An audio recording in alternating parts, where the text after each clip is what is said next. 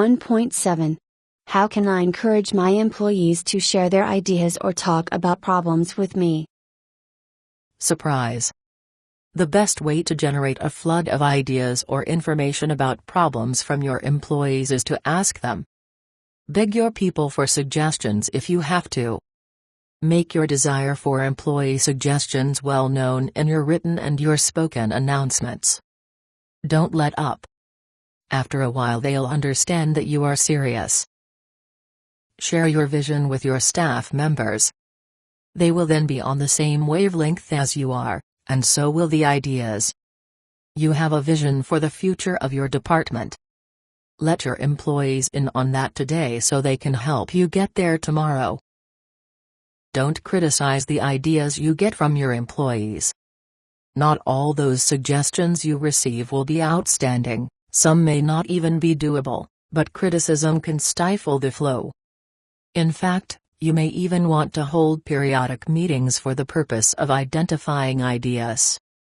These meetings may be held to come up with ways to do the work better, faster, cheaper, or more profitably. The purpose of these and similar meetings is to fully utilize your employees' experiences to identify as a group better ways to get the work done. When ideas are offered, get back to the source quickly. An employee should never say, "I wonder what my manager really thought about that idea I gave him last week." Thank employees who come to you with ideas. If an idea isn't perfect, talk to the employee to see if it can be improved. If you need to do some research, alert the employee. Promise to get back to the employee by a certain time, and keep that promise. Respond as you said you would, even if it is to tell the employee that you may need a little more time to decide what to do. One reason that managers dislike getting ideas from employees is the need to reject the bad ones. Not all ideas will be good. Some will really be terrible. About only a quarter of the ideas you receive will be usable. Those that aren't should be rejected tactfully. Say something like this: "Thank you for your idea on, the only thing that keeps us from using it is.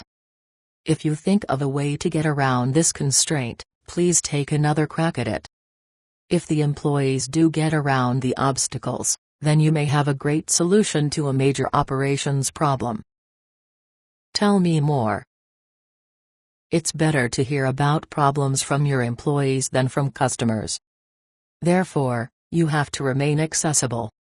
If you're often out of town, out of the office, or just hard to call or meet with, employees may get discouraged and give up on keeping you informed. One way that you can make yourself accessible is by engaging in managing by wandering around. One of the many advantages of spending a few minutes each day with your staff is that they have the chance to take you aside to reveal some new development in their work.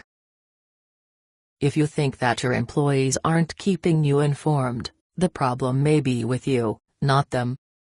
You think your employees aren't keeping you informed. But you may be in such a state of hustle and bustle that you aren't absorbing much of the information sent your way. If you have tended to react negatively to bad tidings, you may also have inadvertently cut the flow of information, good and bad, from your employees. If an employee brings a problem to you, direct your response toward what can be done to keep the problem from happening again, rather than on punishing the person responsible. Watch not only your words but also nonverbal communications.